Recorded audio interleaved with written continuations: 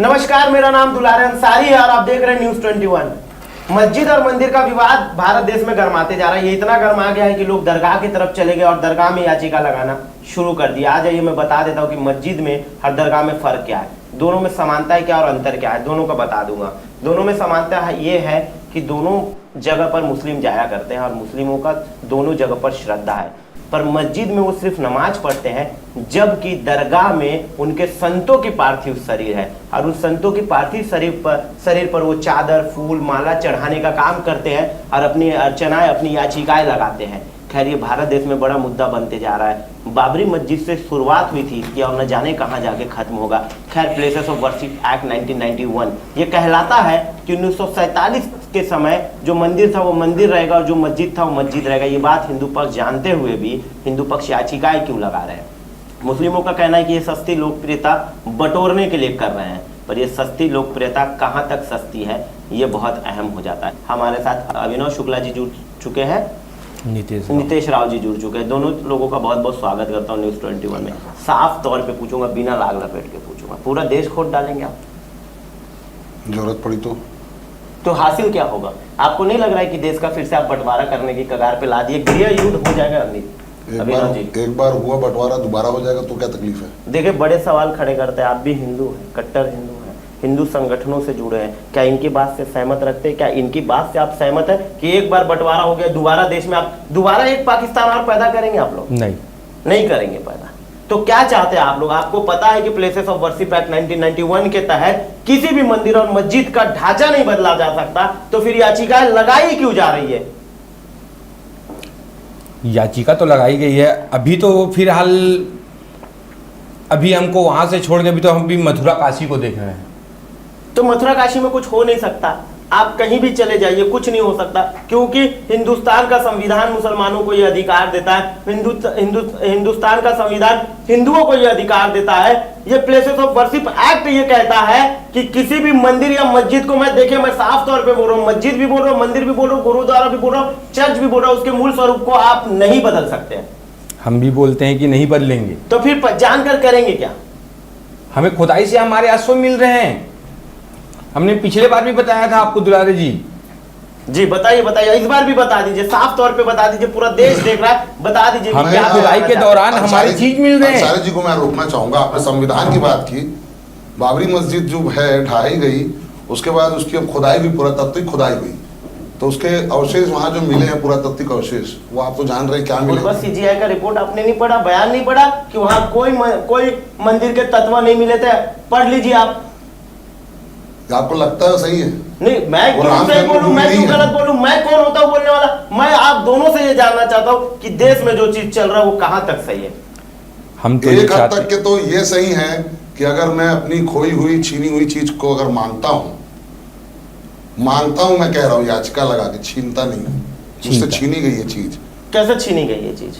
अब ये तो बहुत बड़ा इतिहास है, हम डिबेट करेंगे तो इतिहास थोड़ा सा संक्षिप्त में बता दीजिए, कैसे छीनी गई है? इतने सारे आक्रांता हमारे देश में आए, उन्होंने मंदिर तोड़ा कि नहीं तोड़ा? हाँ कि ना? मंदिरों को लूटा कि नहीं लूटा? मैं ना बोलूंगा, बोलना पड़ेगा। इतिहास आपको मालूम है, आप बताइए उन्होंने तोड़ा या नहीं तोड़ा, आप बताइए। मैं तो इतिहास बोल रहा है ना, ये तो इतिहास बोल रहा है ना कि उन्होंने तोड़ा, उन्होंने लूटा। ये मैं और आप तो नहीं बोल रहे, हमारे एंसेस्टर, हमारे पूरे पुराने लोग बोल रहे, लिखा हुआ है, हर जगह लिखा हुआ है। नहीं, आप बताइए ना, तोड़ा कि नहीं तोड़ा? और अगर तोड़ा तो क्या आप तोड़कर बदला लेंगे? क्या हम तोड़कर नहीं बदला? हम आपको रोक रहा हूं, मैंने आपको तुरंत बोला था, देश का संविधान 1947 के बाद लिखा गया है। आप देश के संविधान को 1947 के बाद मानेंगे, पर राजाओं का जो शासन था, उस राजाओं के शासन के हिसाब से जो चीजें हुई उसको भी आप मानेंगे? क्या जिस तरीके से आपके साथ हुई वही तरीका आप दूसरों के लिए अपनाएंगे? क्या वही चीजें आप दूसरों के लिए चलेंगे? नहीं, ये तो हमारी टेंडेंसी नहीं है, इसीलिए तो हमने अदालत का रास्ता अपनाया है।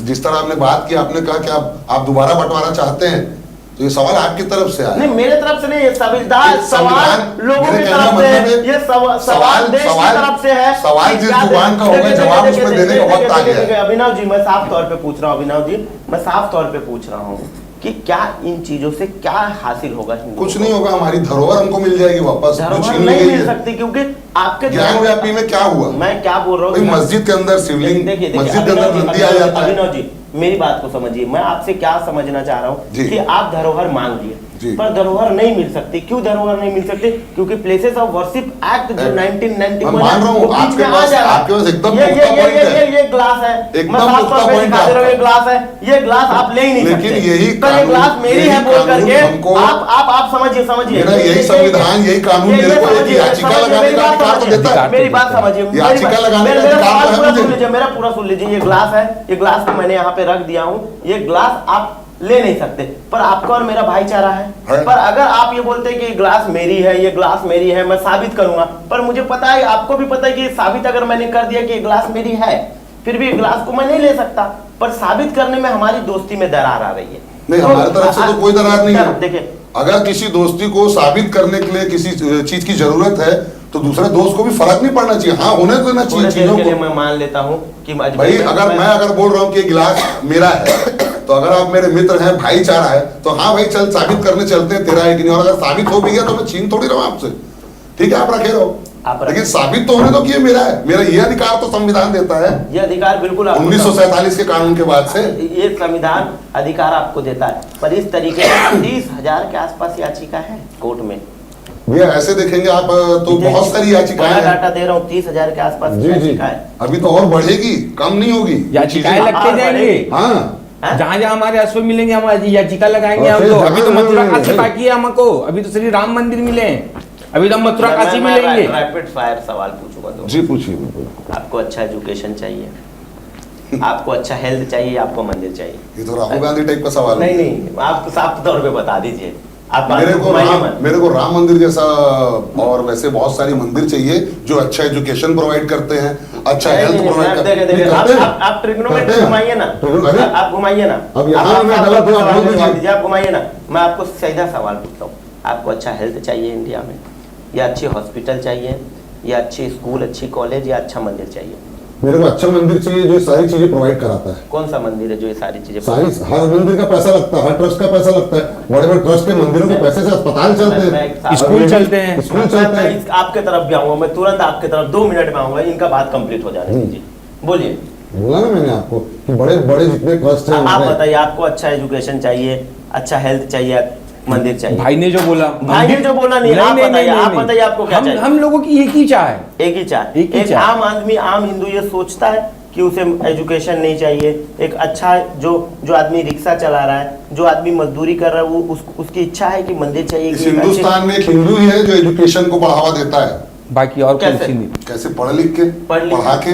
मुसलमान भी बहुत सारे पढ़ लिख रहे हैं, मैंने कब बोला दलित भी बहुत सारे पढ़ लिख रहे हैं। मैंने ये नहीं कहा आपने बोला कि मुसलमान हम हिंदू में बोल नहीं, नहीं आप मुसलमान बोले नहीं, हम तो अपने आप में बोल रहे हैं। दूसरी तरफ मोड़ रहे हैं। मैंने ऐसा नहीं बोला कि वो नहीं पढ़ते या नहीं पढ़ाते। आपने बढ़ावा मैं अपना पक्ष रखूंगा ना, मैं अपने लोगों को जानूंगा, उनकी बात करूंगा ना।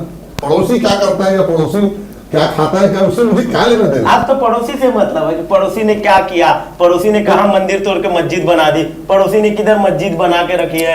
आप बताइए क्या? देखिए, अगर आप किसी चीज को छीनने, तोड़ने और इस सब की बात करेंगे तो पड़ोसी एक समय तक चुप रहेगा, फिर बोलेगा, फिर आपत्ति करेगा, फिर याचिकाएं भी लगाएगा, जब तक उसको मतलब नहीं है।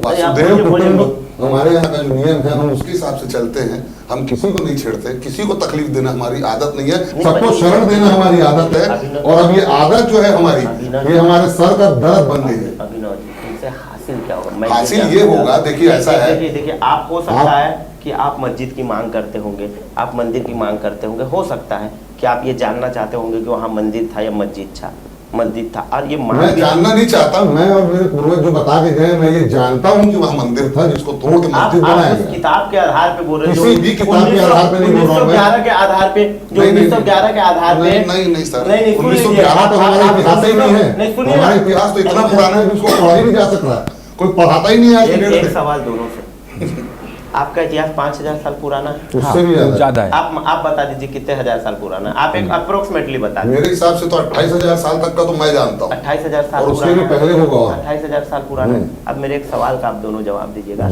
एक ऐसा युद्ध जो हिंदू और मुसलमानों के बीच लड़ी गई होगी, और उसका परसेप्शन, उसका जो वो था, वो धर्म रहा हो, आप 28,000 साल याद करके बताइए। नहीं, कभी नहीं रहा। धर्म हमारे लिए कभी भी लड़ाई का, झगड़े का विषय था ही नहीं। अभिनव जी, मैं क्या बोलना चाह रहा हूँ, कोई ऐसा काल जिसमें हिंदू और मुसलमान एकदम आमने सामने रहे हो और उनका मकसद जो था वो धर्म था कि हमें मुस्लिम धर्म बचानी है या हमें हिंदू धर्म बचानी है। 28,000 साल में याद करके बता दीजिए। बिल्कुल है। नहीं एक ऐसा युद्ध बताइए, नहीं एक बताइए ना। आप 28,000 साल तो छोड़ दीजिए, जब तो ये सब चीजें थी भी नहीं। जब ये चीजें आई और जब आक्रांता हमारी संस्कृति हमारी सभ्यता पर हमला किए तो ऐसे कई वीर हैं जो शहीद हो गए। सभ्यता पे हमला नहीं किया, कैसे नहीं मेरी बात समझ, मंदिर तोड़ना, धर्मांतरण कराना, गुरु गोविंद सिंह जी को साथ क्या हुआ, उनके पंच प्यारे साहेब लोगों के साथ क्या हुआ। तो शिवाजी महाराज क्या फालतू में जंगल में घूम रहे थे, किससे लड़ने के लिए घूम रहे थे? छत्रपति शिवाजी महाराज कब मुसलमानों से लड़ने के लिए घूमे बताइए जरा। हिंदुत्व की शिवाजी महाराज किले के लिए गढ़ आलापन सिया गेला। ये आप मराठी का किताब उठा के पढ़ लीजिए। बाजीराव के लिए सबसे अच्छा सेनापति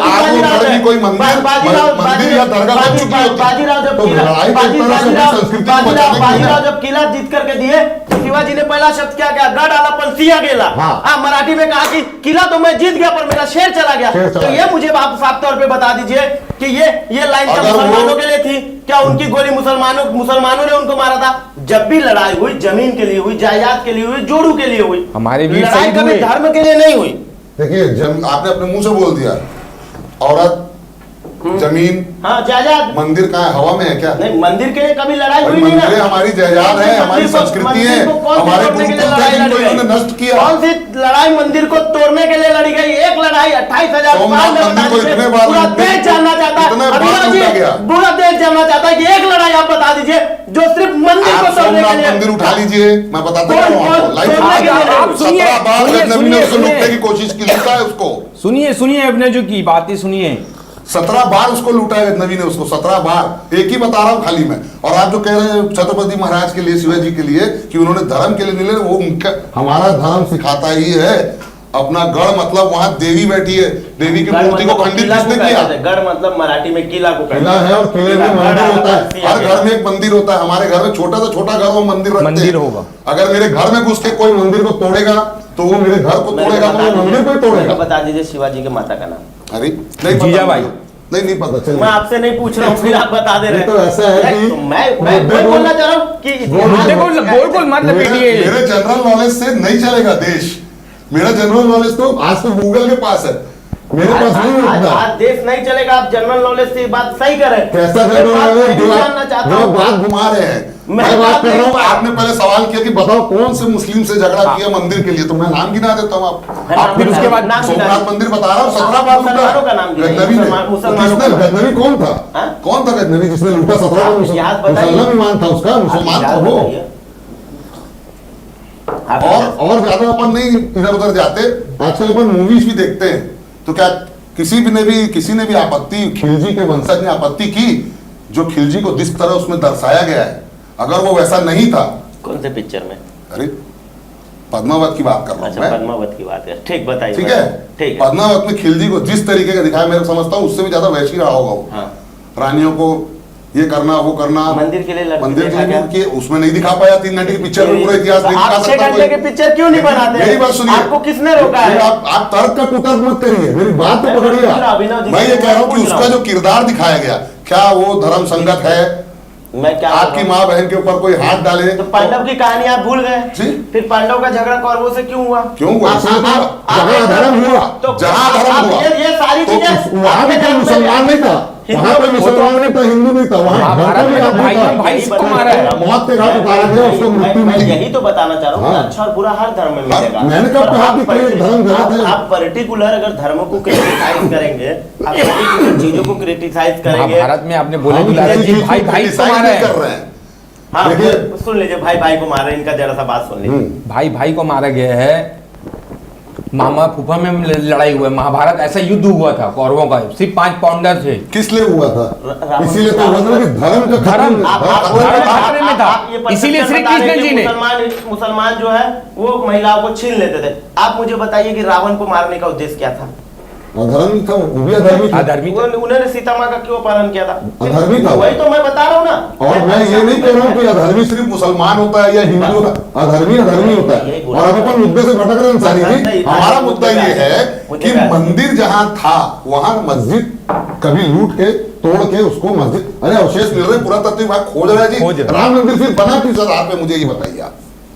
खोदे तो इतने बड़े बड़े आपको स्कल्पचर्स मिल रहे हैं, पुरानी पुरानी मूर्तियां मिल रही हैं, पुराने पुराने खंबे मिल रहे हैं, तो क्या ऐसे खंबे, और जो ज्ञानव्यापी में आपको जो ज्ञानव्यापी की तरह हमारे यहाँ शिवलिंग जहाँ होता है, नंदी शिव जी की आराधना करते हैं, उसकी तरह मुंह करके बैठता है। मुद्दा यहीं से शायद शुरू हुआ था ये वाला। नहीं, मुद्दा आपका। और उसके बाद फिर वजू खाने में जो मिला, हाँ, उसकी भी कार्बन डेटिंग की गई है बाकायदा। आपकी जानकारी है, आपको पूरी जानकारी होगी। कार्बन डेटिंग हुई और ये सिद्ध हुआ है कि वो एक शिवलिंग था। तो ये क्या है ये सब? और हम किसी से कुछ छीनने नहीं, हम कोई, हमारे छीनने का कोई इरादा नहीं है। मैं देश को सिर्फ ये समझाना चाहता हूँ कि एक आम हिंदू क्या सोचता है, एक आम मुसलमान क्या सोचता है। क्या ये कहीं ना कहीं ऐसा नहीं कि ये हम अपने ही देश में गृह युद्ध की तरफ बढ़ रहे हैं? नहीं, हम युद्ध तो चाहेंगे नहीं, ऐसा कुछ भी नहीं होगा। अगर आप एक शब्द का, मैं बोल रहा हूं जी, आपने एक शब्द का इस्तेमाल किया था, भाईचारा। भाईचारा है, इसीलिए हमारा देश आज सेकुलरिज्म के दम पे टिका हुआ है। हम सब एक साथ यहाँ रह रहे हैं अपने, लेकिन जो लोग पत्थर फेंकते हैं, आप इन बातों पे संवेदना जो लोग दिखाते हैं, झांकियों जो पे संभल में पत्थर 5 फेंकते मुसलमान मारे गए उनका आपको अफसोस है? किनका? जो संभल में 5 मुसलमान मारे गए उनका बिल्कुल अफसोस है? बिल्कुल। अगर उनके साथ गलत हुआ, उनको मारा गया, तो बहुत गलत है, बहुत गलत है। ये धर्म सम्मत नहीं है। मैं बार बार आपसे कह रहा हूँ, मेरी किसी कौम से लड़ाई नहीं है, किसी से नहीं है, लेकिन आप एक वो भी नहीं है। अगर आपने बता दिया Ravana, Duryodhana, Dushasana, they are Hindus and there are lots of people those who are Muslim, और वो ऐसे ही आई अंडरस्टैंड। मैं बात कर रहा हूँ तादाद की, तादाद कहाँ जाता है? अरे कश्मीरी पंडितों को बिचारों इतने बुरी तरह, आज तक उन्होंने बम फेंका किसी के ऊपर, आज तक उन्होंने AK-47 उठाया, उन्होंने आज भी शिक्षा का कलम उठाया है। आपने सुना कभी भी? कितना मेरे साथ अत्याचार हो रहा है, इसका ये मतलब नहीं कि मैं किसी के साथ अत्याचार करने का हक रखता हूँ। पहली बात तो ये, आप इस चीज को मानते हो? बोलिए ना। इस चीज को हर आदमी मानता है, लेकिन एक जो सोच है, एक धारणा है कि हमको इंसाफ बम बांध के जाके फोड़ के ही मिलेगा। अरे भैया, जहाँ जाते हो वहाँ हर कौम का आदमी होता है। जब आप ट्रेन में बम रखते हो, वहाँ मुसलमान भी नमाज पढ़ने उसी ट्रेन से जाता है, और मंदिर जाता है हिंदू, हर कोई। तो आप ये जो कर रहे हो, आप ये जो कर रहे हो, अच्छा बात कर रहे हैं शिक्षा की। भाई ओसामा बिन लादेन, मैं सुना बहुत बड़ा इंजीनियर था, सॉफ्टवेयर इंजीनियर। तो क्या करता था वो? सॉफ्टवेयर इंजीनियर पढ़ने के बाद भी आपने उसका ज्ञान होना बड़ी बात नहीं है, विद्या होना बड़ी बात है, विद्या का आप इस्तेमाल क्या कर रहे हो ये बड़ी बात है। वहां से धर्म और अधर्म चालू होता है। इस चीज को हमको ध्यान रखना चाहिए, और जो इस चीज को करता है वो किसी न किसी रूप में उस चीज को भुगतेगा, और सच छुपा नहीं सकता। 20 तारीख को कोर्ट का फैसला आने वाला है। हम तो बहुत बेसब्री से इंतजार है कि कोर्ट का फैसला हमारे तरफ आने वाला है। अच्छा, और नहीं आया तो फिर देखेंगे। आप बताइए। तो और भी अदालतें हैं, और भी अदालतें देख लेंगे। हाँ, हम आगे भी जाएंगे। वहाँ हमारे अवशेष मिले हैं जी दुलारे जी, हम उसको छोड़ नहीं सकते। जरा सा बताइए क्या क्या मिला है। अजमेर की बात कर रहा हूँ मैं। अजमेर में हमको त्रिशूल मिले हैं, शिवलिंग मिले हैं। अजमेर में अभी तो, अजमेर में तो जांच नहीं हुई है, अभी खुदाई हुई थी। खुदाई नहीं हुई है अभी। अजमेर के जहाँ से आप एंट्री करते हैं, अगर आप गए होंगे तो अजमेर शरीफ में, मैं बताता हूँ, वहाँ पे बिल्कुल सामने में आप देखेंगे एक ही पिलर बचा है, शायद वो वीडियो भी आएगा, हाँ। सबका फोटो भी आएगा। उसमें एक नंदी बना है, एक स्वास्तिक बना है। अरे कौन से इस्लाम के धर्म में ऐसा पिलर होता है? ये तो हमारे यहाँ होता है ना भैया। हाँ। होता है कि नहीं होता है? बिल्कुल बिल्कुल बात खत्म हो गई। उसके आधार पर अगर हम बोल रहे हैं कि कुछ हमको जिस तरह राम मंदिर में खोदने दिया गया कब, तो उसमें आपत्ति क्या है? कौन बोल रहा है कि उसको तोड़ के बना दिया जाएगा? साबित हो जाएगा तो आपको क्यों इतनी मिर्ची लग रही है उस बात के लिए किसी को? मैं एक बात बता रहा हूँ, पर वहाँ पर अजमेर को मुसलमानों से ज्यादा हिंदू मानने वाले हैं। मैं खुद मानता हूँ, मैं खुद गया हूँ वहाँ। हाँ। मैं ये नहीं बोल रहा हूँ कि मैं मस्जिद नहीं जाता, मैं आज मैं गया हूँ, आज चर्च गया हूँ मेरे दोस्त के साथ, उसके शादी लग रही थी उसके साथ, उनके यहाँ बैठ के रिश्ता। वैसे मेरा किसी धर्म विशेष से या किसी, भाई देखिए, मेरे घर को अगर आप तोड़ ताड़ के कब्जा करोगे तो मैं उसको अपने अधिकार से मांगूंगा, छीनूंगा नहीं। हाँ, मांगूंगा छीनूंगा नहीं। ये बहुत बात ये आप समझिएगा मेरी बात। मेरा धर्म मेरे को छीनना नहीं सिखाता। हाँ। तब त्याग, दया, दान, ये हमारा धर्म सिखाता है। अब ये तो मैं अपने ही देश में रह के एक याचिका नहीं लगा सकता, उस पर इतना बवाल। अभिनव जी, ये लड़ाई अब और पाकिस्तान से कसाब आ जाता है। देखो देश का संविधान कितना बढ़िया है हमारे यहाँ का, आता है खुलेआम गोली चलाता है, सबने देखा है, और 4 साल उसका केस चलता है। चलो चलो तो दुबई में मेरा एक बैग उठाना वहां सऊदी अरब में, बिना हाथ के आ जाओगे आप आप ये वापस। मानते हैं कि इस्लामिक कंट्री ज्यादा फास्ट है इंडियन कंट्री से? वो तो दिख रहा है, बिकॉज कानून वहां अच्छा है। मैं तो बोलता हूँ उनका कानून यहाँ लागू होना चाहिए। जिस रात वो लागू हो गया, रेप होना बंद हो जाएगा। चोरी तो भूल जाओ, रेप होना बंद हो जाएगा, आदमी सोचेगा भी नहीं। आप तो जानते हैं वहां कैसे कैसे कानून है, लोग अपना सब कुछ छोड़ के वहां चले भी जाते हैं, कोई छूता नहीं वहां है। पे कोई नहीं छूता। तो अगर आज स्थिति उस कानून की आ गई है, अगर कहीं लागू करना, आज हो रही ना, फांसियां लग रही ना, बलात्कारियों को फांसी सजा 20-20, 25-25 साल की उम्र कैद हो रही है ना। क्यों हो रहा है इतना फास्ट ट्रैक में, क्यों गया है? क्योंकि अधर्म तो आपको चरम लगता सीमा है पर था। कि सबसे पहले कोर्ट में डेवलपमेंट की जरूरत बहुत ज्यादा जरूरत है। न्याय प्रणालिका को हमको बहुत तरीके से बहुत सारी चीजों में बैठ के बुद्धिजीवियों को विचार करना चाहिए और समझना चाहिए कि कानून आदमी देख के नहीं लगाना है, अपराध देख के कितना घृणित और कितना किस किस्म का दंडनीय अपराध है वैसे लगाना चाहिए। क्योंकि बहुत समय से ऐसा हो गया है कि जब बहुत सारी फांसियां माफ हुई, लोगों को क्या लगता है यहाँ पे कुछ भी करूंगा जेल जाऊंगा आ जाऊंगा। ये है कॉमन सा, चाहे वो आदमी अनपढ़ हो चाहे पढ़ा लिखा हो, एलाइट क्लास का भी होगा तो वो भी जानता है कि अरे यार सिस्टम तो पूरा मेरा सिस्टम में कहीं खराबी है, उसको सुधारने में ही लगना है। बड़ा सवाल करे और बहुत अच्छी सुनने लायक बात करे। बोलिए अभिनव जी, पूरे देश को इनकी बात सुननी चाहिए, पूरे देश को इनकी बात समझनी चाहिए। बताइए अभिनव जी, ये सिस्टम पे भी बात कर रहे हैं, मुसलमानों पे भी बात कर रहे हैं, भाई पर भी बात कर रहे हैं, ये आपसी समझौते पर भी बात कर रहे हैं, ये कह भी रहे हैं कि मस्जिद मंदिर मिल भी गया तो हम मांगेंगे थोड़ी, हम बनाएंगे थोड़ी, पर कम से कम हमें सच का पता हो। बोलिए बोलिए, पूरा देश देख रहा है। मैं चाहता हूँ पूरी दुनिया सच देखे और पूरी दुनिया में लोग मान रहे हैं यार हमारी संस्कृति को। बड़े बड़े लोग यहाँ से अपना भी रहे। बोलिए देखिए हमारा धर्म तो हमारे यहाँ तो होता नहीं कि हम किसी को लेने कोई अपना ले, हम किसी को अपनाने पे ना मजबूर करते ना उसको बोलते, वो आदमी अपनी श्रद्धा से जो कर ले। संस्कृति की बात, संस्कृति जो हमारी है उसको मैं मेरे शब्द ही नहीं है मेरे पास इतने कि मैं उसके बारे में बता सकूं। और बड़े बड़े विख्याता हैं यहाँ, तो बड़े बड़े ज्ञानी हैं जो बताते हैं और सब जगह लिखा है, पढ़े हैं सारे पढ़ो ना, पढ़िए ना, चीजों को उठाए पढ़िए तो सही। अब पढ़िए, आज साइंस मानने लगा है, साइंस मानता है हमारी पद्धति को, किन चीजों, हमारी संस्कृति को। किसी भी क्षेत्र में आप उठा के देख लीजिए, किसी भी क्षेत्र में आप उठा के देख लीजिए, आज साइंस मानता है। आज आप देखिए लोग आयुर्वेद की तरफ कितना आगे बढ़ रहे हैं। एलोपैथी में आपको ऐसा था कि बहुत इजी में अभी तुरंत सिर का दर्द है, डिस्प्रिन डाले कुछ भी डाले तो 5 मिनट में, लेकिन वो कितनी नुकसानदायक है आप जानते हो, मैं जानता हूँ। बिल्कुल बड़े सवाल। उसी चीज का आयुर्वेद में और बहुत सारी चीजों में हमारे यहाँ इलाज होता है। कैमरे में देख के बोलिए जरा। कैंसर तक का इलाज हमारे पास है। तो मेरा कहने का ये मतलब है कि अगर हम किसी चीज की मांग रख रहे हैं तो मेरे को मांग रखने का तो अधिकार है ना इस देश में कानून के हिसाब से, है कि नहीं? बिल्कुल हाँ, बात खत्म होती है। बिल्कुल 30,000 हो चाहे 30 लाख हो, याचिकाएं तो लगेंगी ना भाई। मेरी भावनाएं अगर हैं कहीं तो मैं तो लगाऊंगा ना याचिका। मेरे को अगर लग रहा है कि ये गलत है, ये अगर किसी चीज में कोई गलती हो रही है और मुझे मालूम है कि सच्चाई ये है, तो क्या मेरे को उस सच्चाई को उजागर करना नहीं चाहिए? बिल्कुल उसमें कुछ तो अपना योगदान देना चाहिए। तो हमारी सिर्फ इतनी मांग है कि याचिका लगी, भाईचारा बरकरार रहेगा। अजमेर शरीफ भाई ठीक है, हम कहाँ मना कर रहे हैं भाई? कह भी रहे कि मैं खुद भी जाता हूँ करके। अरे सभी जाते, कौन ऐसा हिंदू है जो नहीं? वहां के तो पूरे मेवाड़ राजपूताना लोग हैं। बड़ा सवाल। उनकी ना तलवार ना गर्दन किसी के सामने कभी नहीं झुकी। बिल्कुल वो लोग तक के वहां माथा टेकते हैं। मतलब मानने की बात में नहीं है। आज आपके घर में कोई तकलीफ हो जाए, हमारे घर में कोई तकलीफ हो जाए, हमारे घर में बचपन से देख रहे हैं, अरे यार आप फलाने मीरा दत्तारम फुकवा के ले आओ। हाँ बिल्कुल। कहा बीज बिस्वा का सांकृत गोत्र का ब्राह्मण हूँ। बड़ा कह रहे हैं, मैं फिर रिक्वेस्ट। उसके बाद भी मेरे पिताजी ने मेरे को ये संस्कार डाले हैं। मैं मिशन स्कूल में पढ़ा हूँ, पेंशन बाड़ा में। क्यों पढ़ाया अभी मेरे को? क्यों पढ़ाया? कि अच्छी शिक्षा मिल सके। हमने ये नहीं देखा कि शिक्षा कौन दे रहा है। मिशनरी स्कूल उसको कहते हैं जो ईसाई लोग चलाते हैं। बोलिए। बिल्कुल, पेंशन बाड़ा मिशनरी स्कूल समझते हैं लोग, समझते हैं जी, बहुत स्मार्ट है इंडिया। मैं फिर भी बता रहा हूं। बिल्कुल ईसाई लोग चलाते हैं। बिल्कुल ईसाई लोग चलाते हैं। मेरे को, मैं पहली बार बिजनेस किया तो मेरे को नोट गिनना सिखाने वाला बनिया था, मुझे नोट गिनना नहीं आता। तो ये हमारे देश की संस्कृति, हम लोग एक साथ ही रहते हैं और इसमें विवाद का कोई भी प्रश्न नहीं उठता। अगर आपको लगता है कि हम कहीं गलत हैं तो आप भी जाइए ना कोर्ट के रास्ते। बहुत अच्छी बात कर रहे हैं। मैं साफ तौर पे एक आखिरी सवाल पूछ लूंगा। 2025 में महाकुंभ हो रहा है उत्तर प्रदेश में, आप जाएंगे कि नहीं जाएंगे? जाना ही पड़ता है। जाना ही पड़ता है, मतलब मन नहीं है जाने का? जाना इसलिए पड़ता है, मतलब मैं से मजबूरी में नहीं बोल रहा हूँ। आप इसको मोड़ देते हो बहुत, अरे यार फंसा देते हो आप तो। मतलब मैं मोड़ जाना पड़ता है इसलिए कि वो तो 12 साल में एक बार होता है, जाना ही पड़ता है उस वक्त।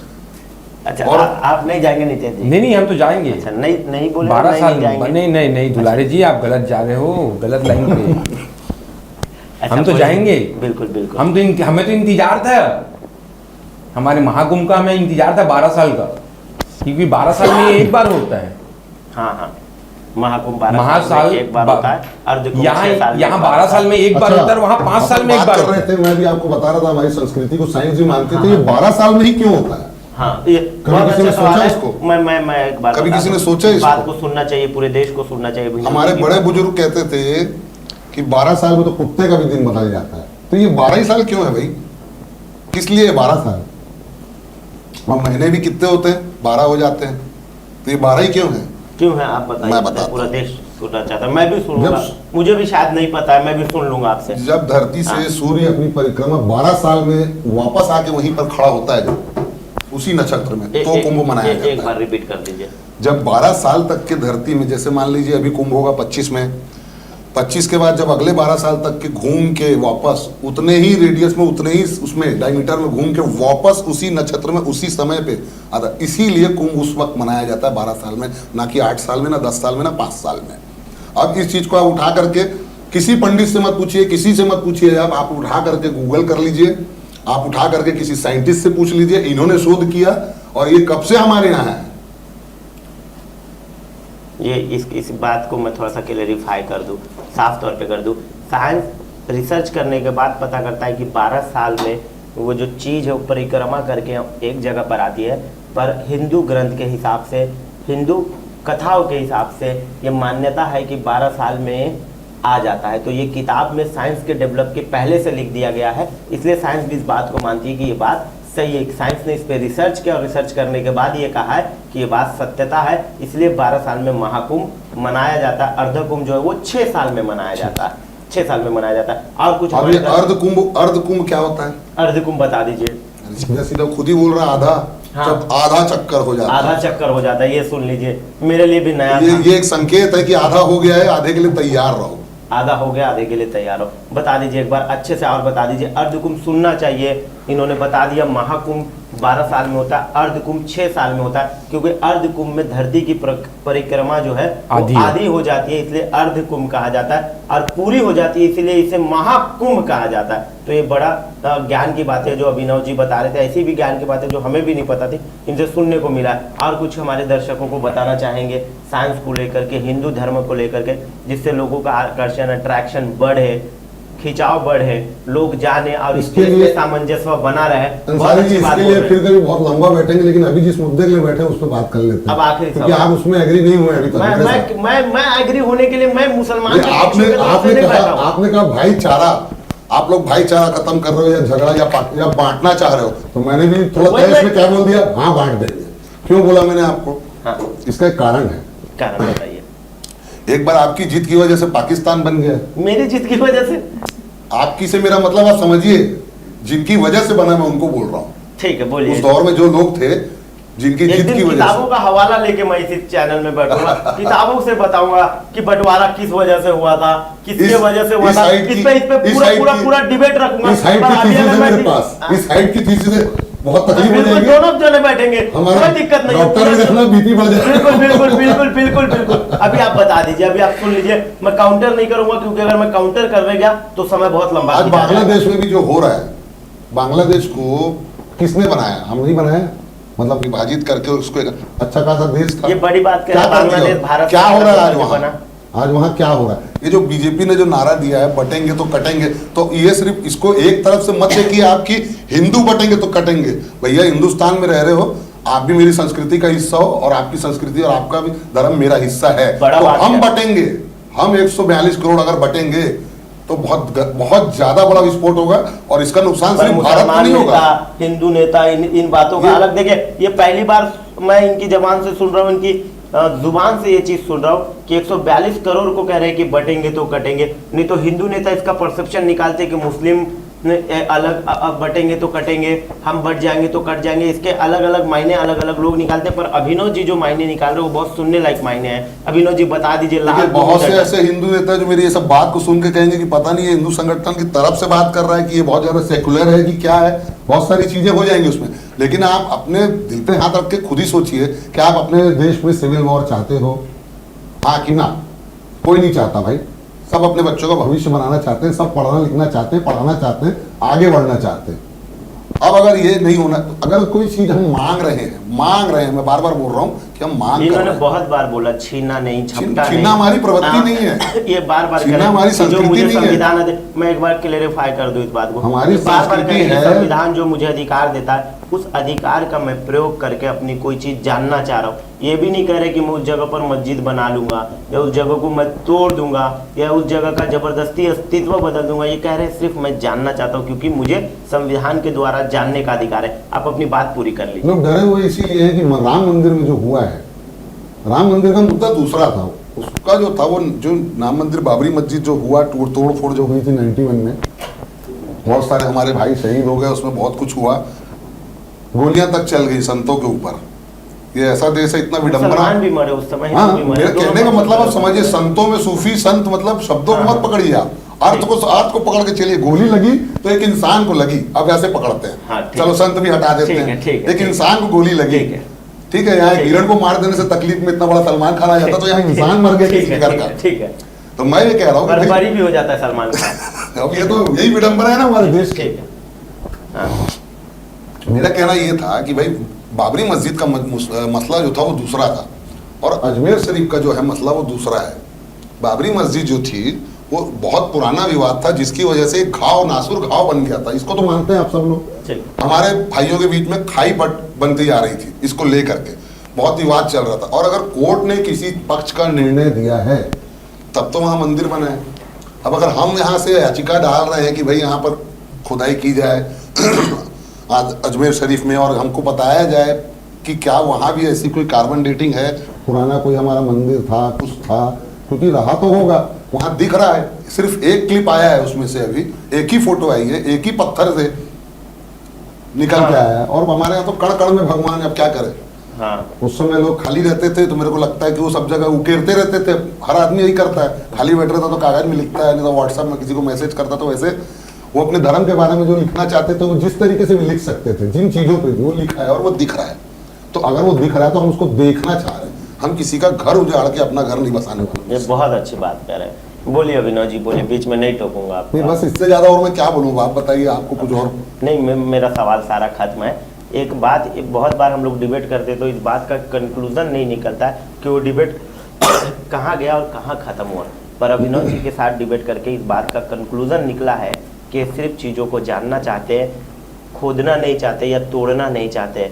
जिस तरीके से मुसलमानों में या अन्य समुदायों में डर बैठाया जा रहा है वो डर का माहौल देश में नहीं है, ये भी साफ तौर पे बता रहे हैं। ये कह रहे हैं कि बटेंगे तो कटेंगे, ये हिंदुओं के लिए नारा नहीं है, ये पूरे देश के लिए नारा है, ये मुसलमानों के लिए भी नारा है, ये ईसाइयों के लिए भी नारा है, ये सिख के लिए भी नारा है, ये पारसी के लिए भी नारा है, ये दलित के लिए भी नारा है, ये ब्राह्मण के लिए भी नारा है, ये क्षत्रिय के लिए भी नारा है। ये नारा हर वो आदमी के लिए है जो हिंदुस्तान में रहता है, ये हिंदुस्तान को बटने की बात कह रहे हैं। ये बता रहे हैं कि ये नारा जो है ये हिंदुस्तान बटे ना, अगर हिंदुस्तान बटेगा तो फिर एक घाव मिलेगा।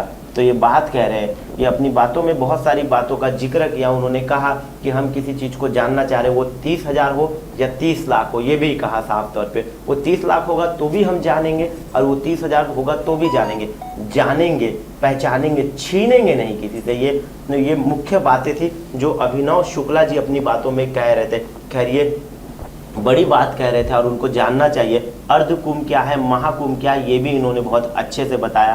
साइंस किस तरीके से हिंदू संस्कृति को मान रहा है ये भी बात बताया। और देश में दरगाह को लेकर के, अजमेर को लेकर के, संबल को लेकर के, बदाई को लेकर के डरने की जरूरत नहीं है। क्यों डरने की जरूरत नहीं है? क्योंकि संविधान अलग अधिकार देता है और जो भी चीज़ें होगी वो संविधान के दायरे में होगी, संविधान के बाहर जाके नहीं होगी। इन्होंने अपनी बातों में बाबरी मस्जिद का भी जिक्र किया और जिक्र कहते कहते कहा कि जो बाबरी मस्जिद के समय हुआ था वो अब नहीं होगा। उस समय जो सूफी मरे थे, जो संत मरे थे, अब दोबारा ऐसी स्थिति देश में नहीं आएगी। तो बहुत बार जब हम लोग डिबेट करते हैं तो कंक्लूजन नहीं निकलता, पर निकला है कि देश में अमन रहेगा, देश में शांति रहेगी, देश में भाईचारा रहेगा और फिर से हिंदू मुस्लिम एक साथ रहेंगे। कोर्ट में किसी को पता करना है तो पता करने दीजिए, उसका भी अधिकार है पता करने का, उसके अधिकारों का तो हनन ना किया जाए। ये इनकी मुख्य बातें थी। मैं बता दूं कि एक तरफ मस्जिद और मंदिर का विवाद जो है वो गर्माते जा रहा है, पर इस गर्माहट में एक आज डिबेट से ठंडी राहत भी आप महसूस कर सकते हैं। आज डिबेट से आप थोड़ा सा हल्कापन महसूस कर सकते हैं। आज की डिबेट से आपको शांति और मुस्लिमों को थोड़ा सा सुख मिल सकता है। तो कहा गया है, मैं उर्दू की वो बेटी हूँ जिसे हिंदी ने पाला है। एक तरफ हिंदी सी माई है तो उधर उर्दू सी खाला है। तो इसी तरीके से जो अमन है, जो शांति है, वो देश में बनी रहेगी। अभिनव शुक्ला जी की ये बातें थी। तमाम छोटी से छोटी खबरों के लिए और तमाम बड़ी से बड़ी खबरों के लिए देखना ना भूलिए News 21।